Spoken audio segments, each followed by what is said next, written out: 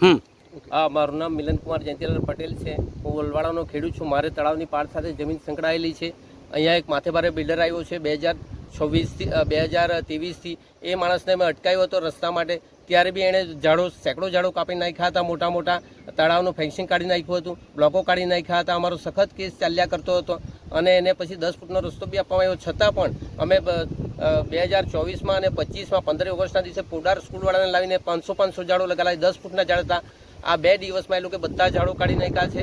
એ ઝાડો કાઢવામાં એનો એક માણસ છે કીર્તિભાઈ મોહનભાઈ પટેલ, એમની જેસીબી છે, એનાથી આ ઝાડો કાઢવામાં આવ્યા. અમારા નવું હમણાં પંચાયતે ફેન્સિંગ કર્યું હતું, તારખંડને એ બી તોડવામાં આવ્યું છે.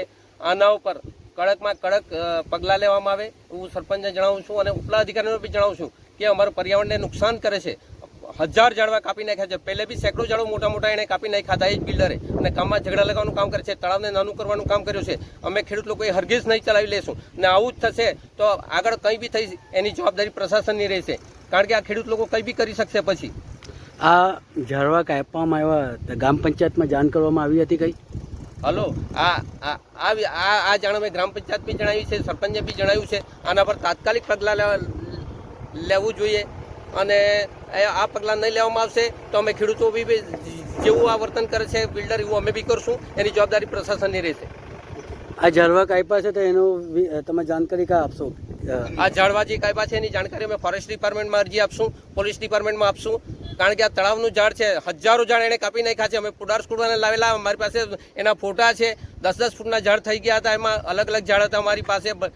લીમડા હતા, કરંજ હતી, વાંજરી હતી, અલગ અલગ ઝાડો મેં લગાવ્યા હતા, ગુલમોરના હતા. એ બધા ઝાડો આ બિલ્ડરે એના સ્વાર્થ માટે રસ્તો બનાવવા માટે કારણે બિલ્ડરનું નામ તો જ નથી, છતાં બિલ્ડર ત્યાં અંદર રો હાઉસ બનાવવાનું ચાલુ કરી દીધું છે. એની પાસે ગટરની ખરાબ પાણી જવાની ગટર લાઈન નથી, છતાં પણ એ માથે ભારે તત્વ છે.